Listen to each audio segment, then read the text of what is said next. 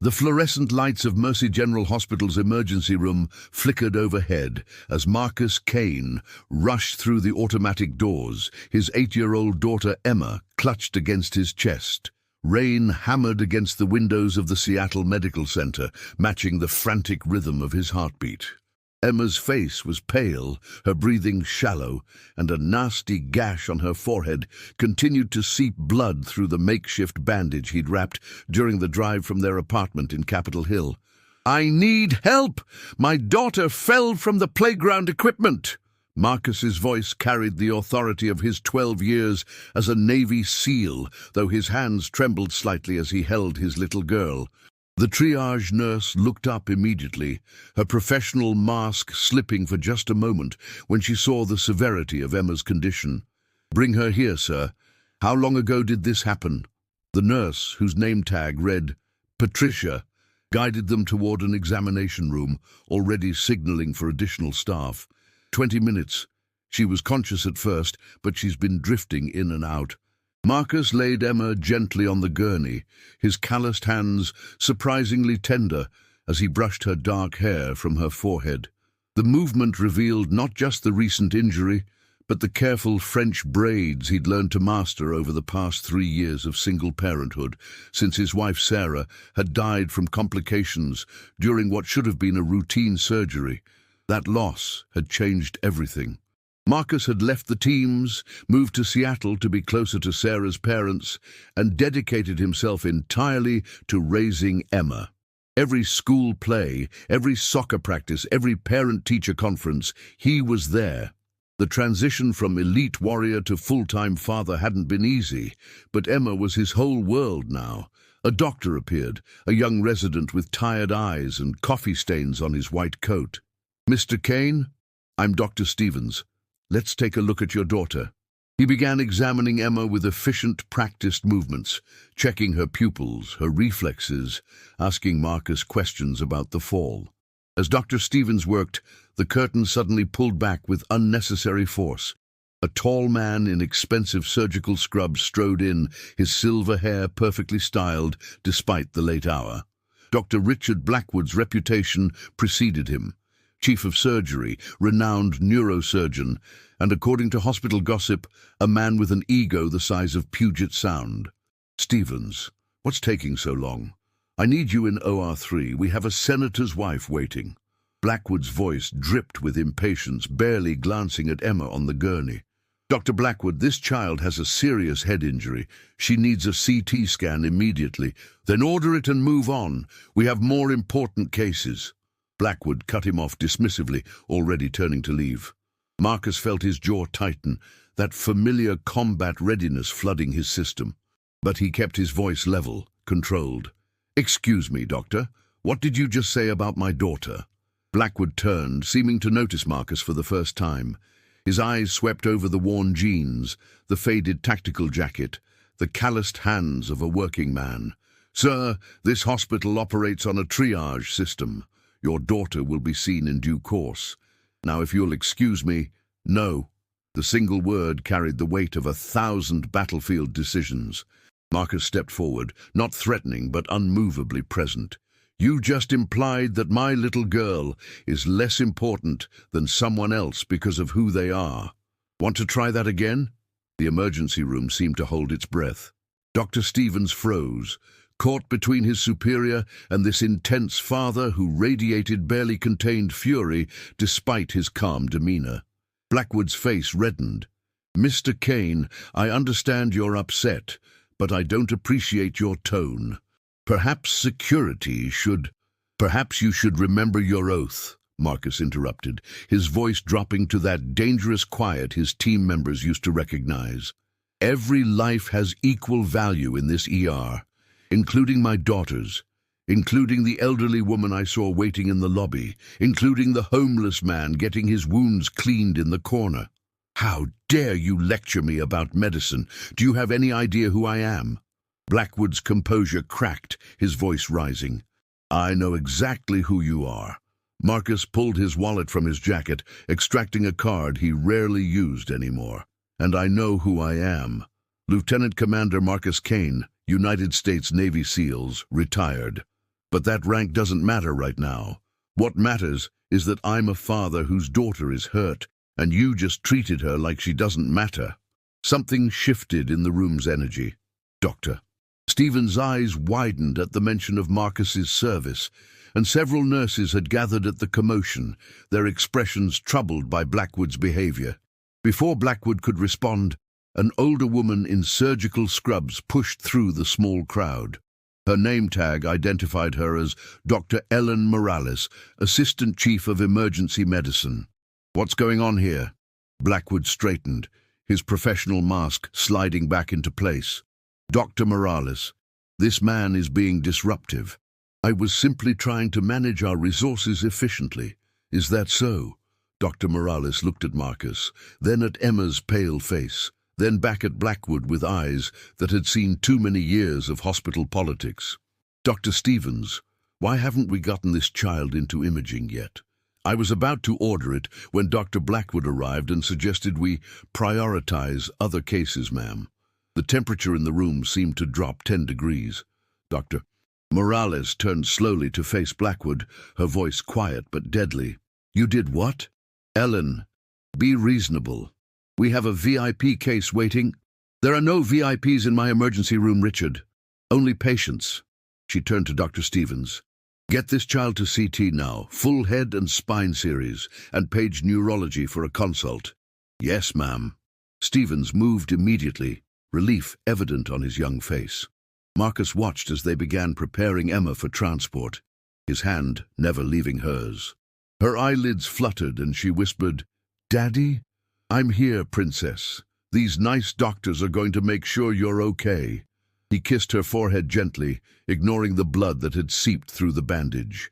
Blackwood sputtered, "Dr. Morales, this is highly irregular.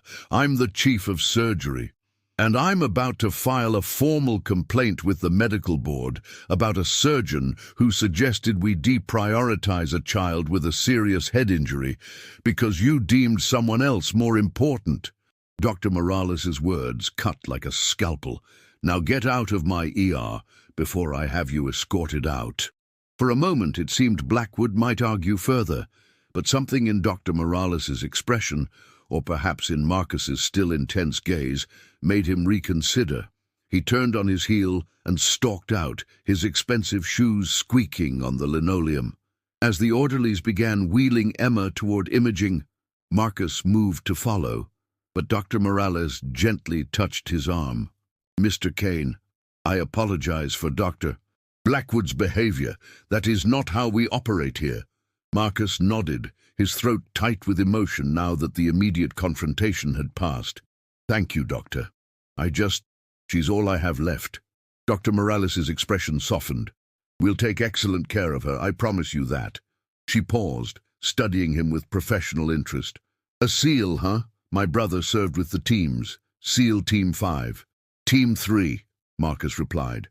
12 years before I hung up my trident to be a full-time dad.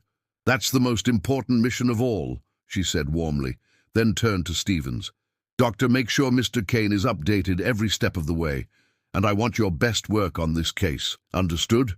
"Absolutely, Dr. Morales." As they moved down the corridor, Marcus walking beside his daughter's gurney, Emma opened her eyes again. "Did you yell at the mean doctor, Daddy?" Marcus smiled, despite everything, squeezing her small hand. "I just reminded him what's important, sweetheart. Now you rest. Everything's going to be fine." But as they disappeared into the imaging department, Marcus couldn't shake the feeling that this night was far from over. And somewhere in the hospital, Dr. Richard Blackwood was about to learn that some battles aren't won with reputation and status. They're won by people who truly understand what it means to fight for what matters most. The CT scan room hummed with the sound of expensive machinery as Marcus stood behind the protective glass, watching his daughter's still form disappear into the giant white donut of the scanner. Dr. Stevens worked the controls with focused precision, his earlier nervousness replaced by professional determination. Through the intercom, Marcus could hear the radiologist's calm voice guiding Emma through the process. "You're doing great, sweetheart. Just a few more minutes," Marcus murmured, knowing she couldn't hear him, but needing to say it anyway. 23 minutes later, the images began appearing on the screens. Marcus had seen enough combat injuries to recognize bad news when it appeared in pixelated black and white. "Doctor." Stevens's face grew serious as he studied the scans, then quickly reached for the phone. "I need Dr. Morales in imaging, and get neurosurgery down here, now." Marcus's heart seized. "What is it? What do you see?" Stevens looked at him with sympathy that did nothing to ease the growing dread in Marcus's chest. "There's a subdural hematoma bleeding between the skull and brain. It's small right now, but it could expand. We need a neurosurgeon to evaluate whether she needs surgery." The word surgery hit Marcus like a flashback to Sarah's death, the routine procedure that had somehow gone catastrophically wrong, the complications no one had anticipated, the desperate phone call that had pulled him out of a training exercise in Virginia Beach, the funeral where he'd had to explain to 5-year-old Emma that Mommy wasn't coming home. "Mr. Kane? Marcus?" Dr. Morales's voice pulled him back to the present. She'd arrived with remarkable speed, already studying the images on the screen. "We're going to need a neurosurgeon to look at this immediately." "Not Blackwood," Marcus said flatly. Dr. Morales shook her head. "Definitely not Blackwood. I'm calling in Dr. Jennifer Chen. She's one of the best pediatric neurosurgeons in the Pacific Northwest. She's not on call tonight, but she'll come in for this." She paused, meeting Marcus's eyes directly. "Your daughter is in good hands. I promise you that." 40 minutes crawled by like 40 hours. They'd moved Emma to a pediatric observation room, where she drifted in and out of consciousness while Marcus sat beside her bed, holding her hand and trying not to let his imagination run to the darkest possibilities. The rain had intensified outside, turning Seattle's night into a watercolor of streaming windows and muted streetlights. Emma stirred, her eyes opening more clearly than before. "Daddy, my head hurts." "I know, Princess. The doctors are going to help you feel better." He smoothed her hair back from her forehead, his touch infinitely gentle, despite the scars and calluses from years of handling weapons and climbing ropes. "Will I have to stay here long? I have my spelling test tomorrow." Despite everything, Marcus smiled. "I think Mrs. Henderson will understand if you miss the spelling test, sweetheart. Your health is more important than any test." "But I studied really hard. You helped me with all the words." Her voice was small, worried not about her injury, but about disappointing him. The weight of single parenthood pressed down on Marcus's shoulders.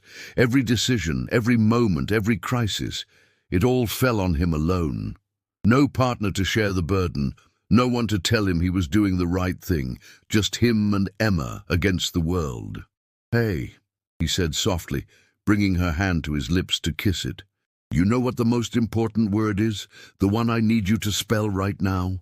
"What word?" "Strong, because that's what you are. That's what we are together. We're Kanes, and Kanes are strong." It was something Sarah used to say, and hearing it always made Emma smile. "S-T-R-O-N-G," Emma spelled carefully. "Strong." "Perfect score," Marcus whispered, his voice thick with emotion. The door opened, and a petite Asian woman in her 40s entered, her surgical cap decorated with cartoon characters. Despite the late hour, Dr. Jennifer Chen's eyes were alert and warm. She moved to Emma's bedside with the easy confidence of someone who'd spent thousands of hours working with frightened children. "Hi there, Emma. I'm Dr. Chen. Cool braids. Did you do those yourself?" Emma shook her head slightly. "My daddy did them. He learned from YouTube." Dr. Chen glanced at Marcus with approval. "Well, your daddy did an excellent job." She turned her attention back to Emma, explaining in simple terms what she needed to check, making it seem like a game rather than a medical examination. Marcus watched, grateful for her gentle approach. After a thorough evaluation, Dr. Chen motioned for Marcus to step into the hallway. His stomach tightened as he followed her out, preparing for the worst. "Mr. Kane, I've reviewed the CT scans and examined Emma. The hematoma is small, and her neurological function is good. However, we need to monitor her very closely for the next 24 hours. If the bleeding doesn't increase, we can manage this conservatively without surgery. But if it expands, we'll need to operate to relieve the pressure. What are the odds of needing surgery? Marcus's voice was steady, but his hands had unconsciously balled into fists. Right now, I'd say 30%. But we won't know for sure until we see how she progresses over the next few hours. I'll be staying in the hospital tonight to monitor her personally. Dr. Chen placed a reassuring hand on his arm. Dr. Morales told me about the incident with Dr. Blackwood. I want you to know that your daughter is my only priority right now. No VIPs, no politics, just Emma. Marcus nodded, not trusting himself to speak. She also mentioned your former Navy SEALs, Dr. Chen continued. My son is in the Navy. He's hoping to try out for Bud S next year. It's the hardest thing he'll ever do, Marcus replied automatically. But if he makes it, it'll be the most rewarding. That's what you told him when he asked your advice, actually. Marcus looked confused. What? Dr. Chen smiled. 3 years ago, at Emma's school career day, my son Daniel was there with me. I was speaking about being a surgeon, and you talked about your military service. Afterward, Daniel peppered you with questions about the teams. You spent 20 minutes with him, honest about both the challenges and the rewards. He's been working toward that goal ever since. The memory came back to Marcus. One of his first experiences navigating the civilian world as a single father, trying to explain his old life in terms that second graders could understand, and the earnest teenage boy who'd stayed behind to ask real questions. Daniel Chen, Marcus said, placing the name. Good kid, smart questions. If he has half your determination, he'll make it through. He better, Dr. Chen said with a mother's pride. He runs 5 miles every morning before school now. Drives me crazy, but I'm proud of him. She paused, her expression growing more serious. My point is, Mr. Kane, I know what kind of man you are. I know you're the kind of father who shows up for career day, who learns to braid hair from YouTube, who stands up to bullies even when they have fancy titles. Your daughter is lucky to have you, and I'm honored to be part of her care team. Marcus felt his throat tighten again. Thank you, Doctor. That means more than you know. They were interrupted by raised voices from down the corridor. Doctor. Blackwood's distinctive tenor carried clearly through the hallway. This is absolutely unacceptable, Ellen. You undermine my authority in front of staff and patients. Dr. Morales's response was calmer, but no less forceful. Your authority doesn't extend to telling residents to deprioritize critically injured children, Richard. I've already filed my report with the medical board and hospital administration. Marcus and Dr. Chen exchanged glances. I should get back to Emma, Marcus said. Agreed, and I should probably rescue Dr. Morales before she says something we'll all regret. Dr. Chen headed toward the argument while Marcus slipped back into Emma's room. His daughter was awake, staring at the ceiling with the glazed expression of someone fighting off medication and fear. Daddy, am I going to be okay? Marcus settled into the chair beside her bed, taking her small hand in his large one. You're going to be absolutely fine, Princess. Doctor, Chen is wonderful, and she's going to take care of you. But what if something bad happens, like with Mommy? The question stabbed through Marcus's heart. They'd talked about Sarah's death many times, about the unfairness of it, about how some things in life couldn't be controlled. But hearing his daughter voice his own deepest fear made it real in a way he wasn't prepared for. Emma, look at me. He waited until her eyes focused on his face. I can't promise that nothing bad will ever happen, but I can promise that I will be right here beside you, no matter what. And Dr. Chen, she's the best. She's going to do everything possible to help you get better. Will you tell me a story? Like you used to when I couldn't sleep after Mommy died?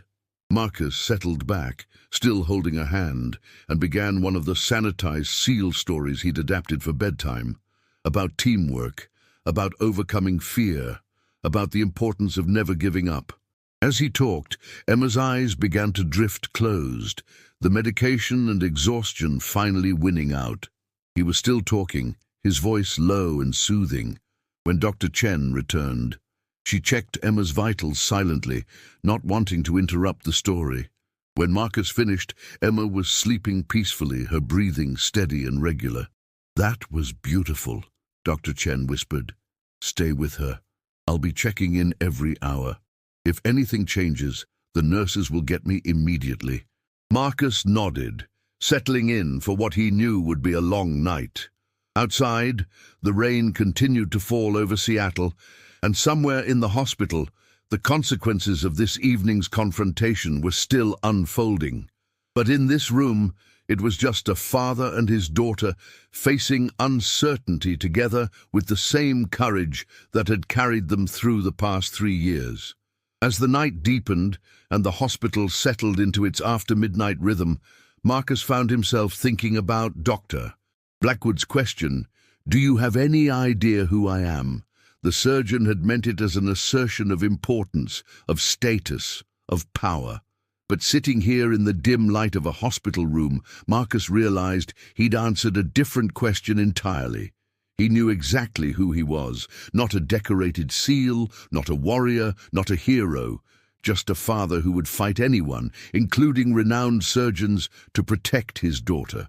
And right now, that was the only identity that mattered.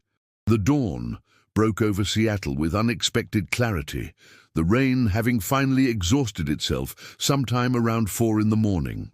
Marcus hadn't slept, his vigil broken only by Dr. Chen's hourly check-ins and the nurses' quiet ministrations. Emma had remained stable throughout the night, her vitals steady, her neurological responses normal. Each passing hour without deterioration improved the odds that surgery wouldn't be necessary. At 6:30, Dr. Chen arrived for her morning evaluation, her surgical cap traded for professional attire, but her expression just as focused as it had been the night before. She conducted another thorough examination while Marcus watched anxiously, interpreting every nod and murmur for signs of good or bad news. Finally, Dr. Chen straightened up with a smile.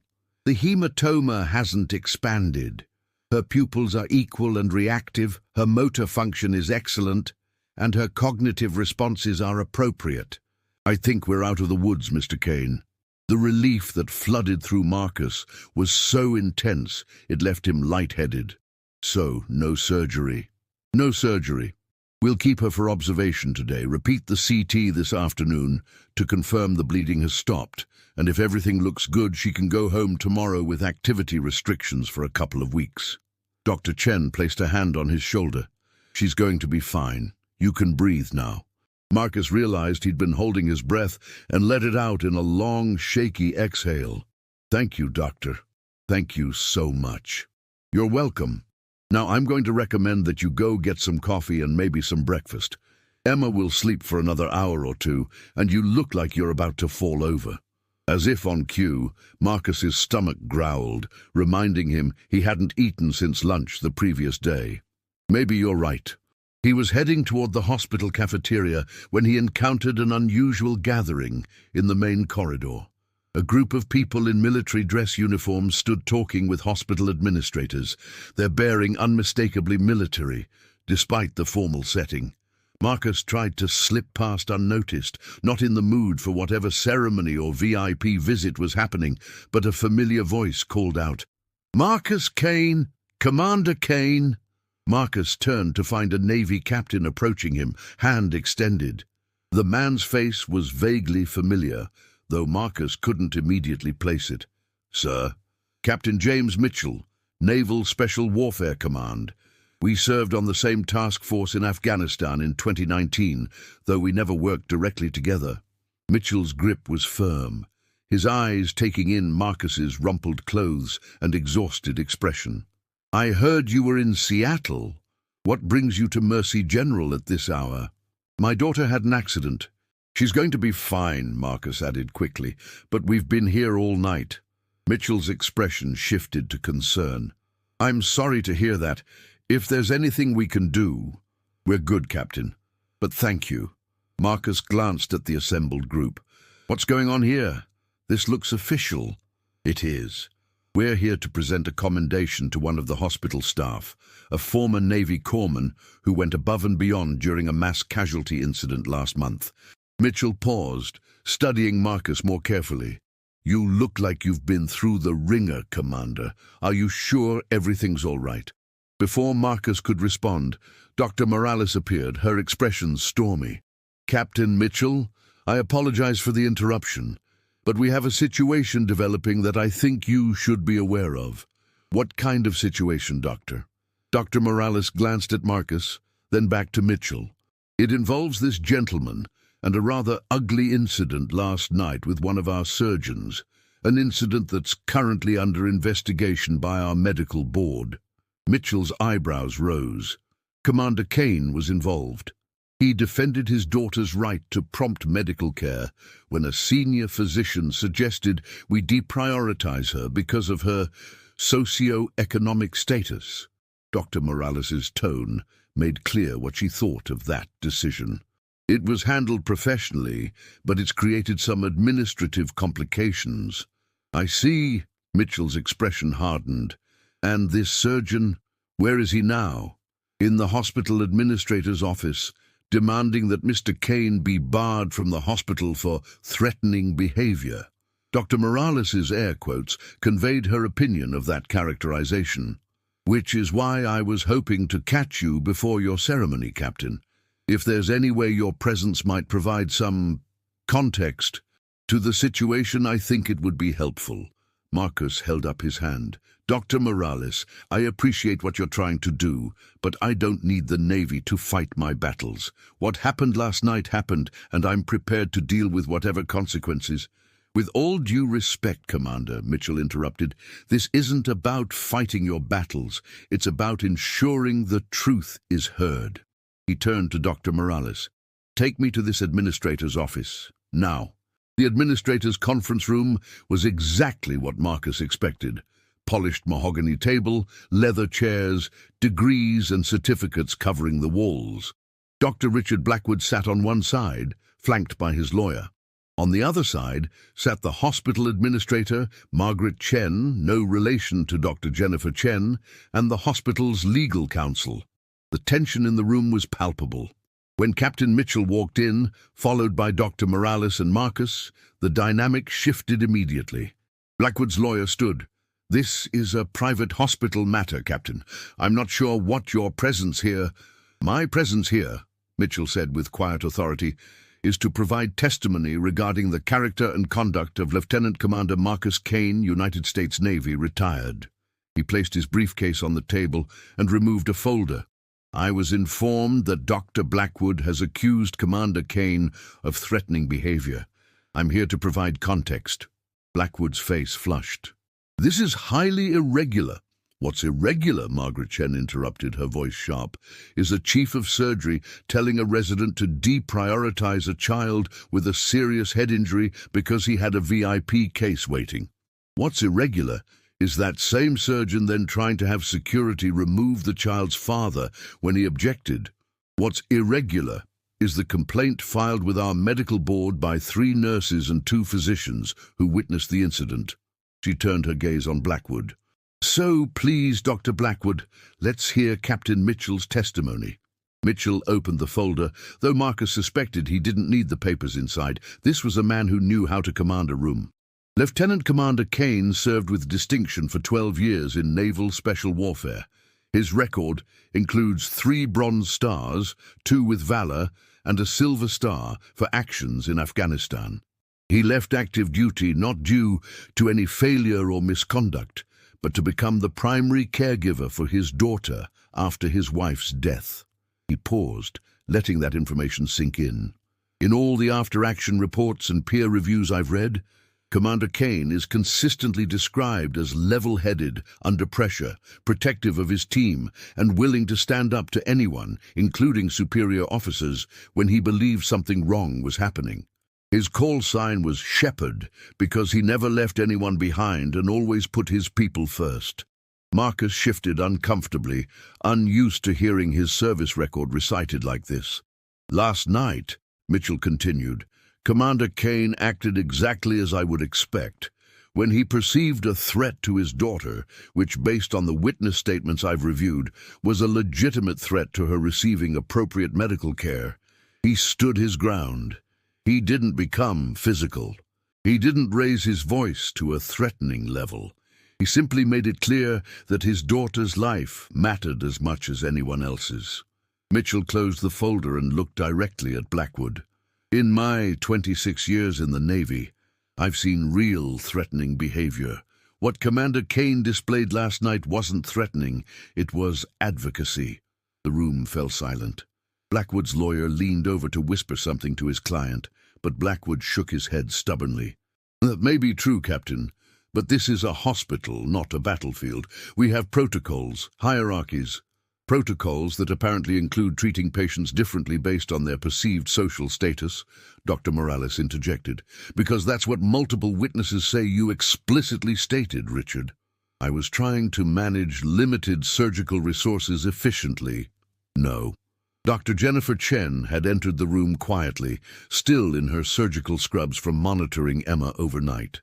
You were exercising prejudice. I've reviewed the case from last night, both Mr. Kane's daughter and the senator's wife. Emma Kane's injury was objectively more time-sensitive and potentially more serious. The senator's wife had a scheduled procedure that could have been delayed by hours without harm. You made a decision based not on medical necessity, but on who you deemed more important. She moved to stand beside Marcus, her small frame somehow making her presence larger.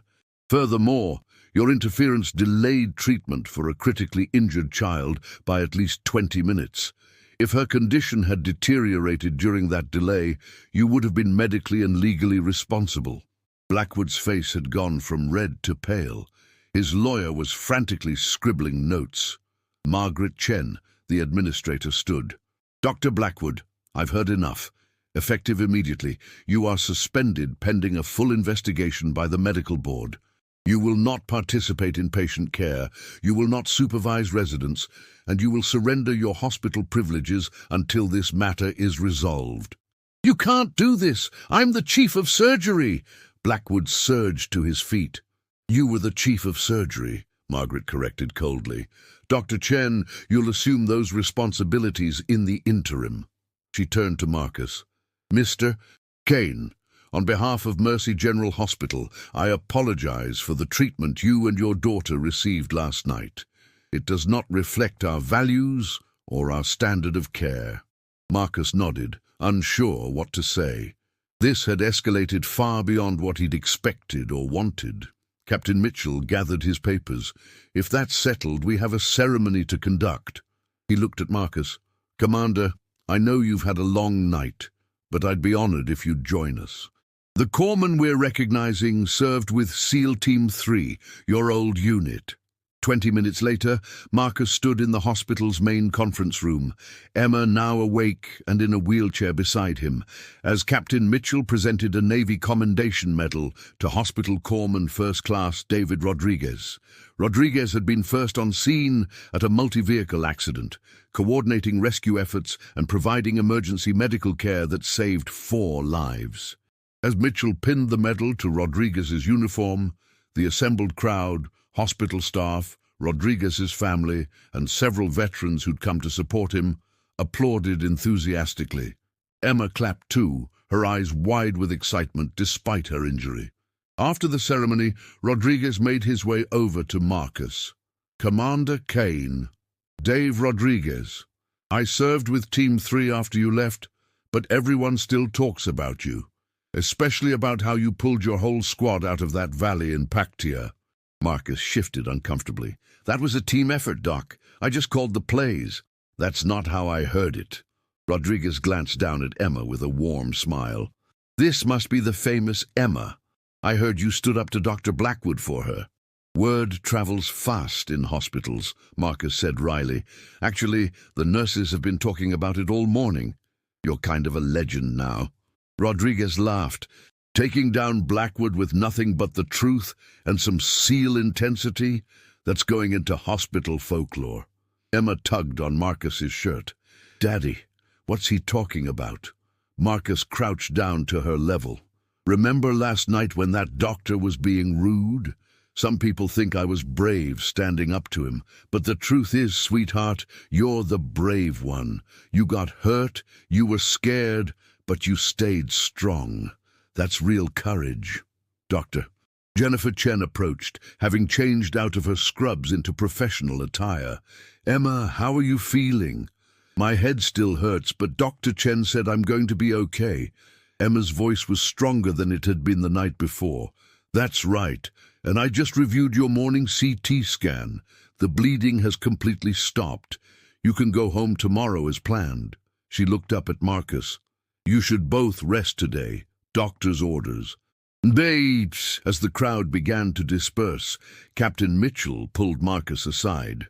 Commander, I meant what I said in that meeting. What you did last night.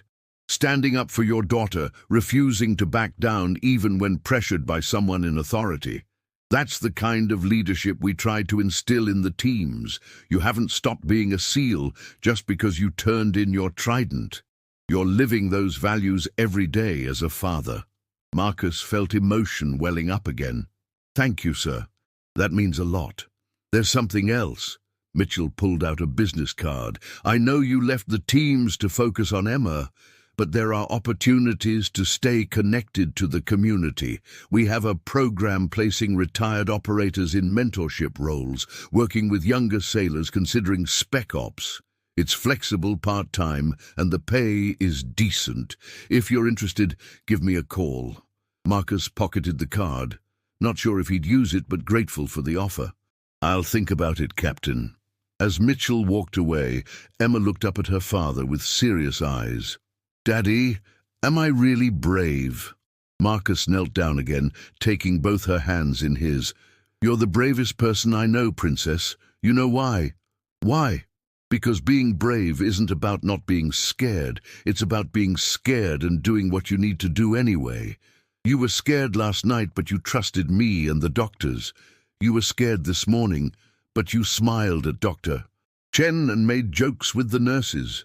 That's real courage, Emma. Not the kind they give medals for, but the kind that matters most. Emma threw her arms around his neck, careful of her injury, and whispered, I love you, Daddy.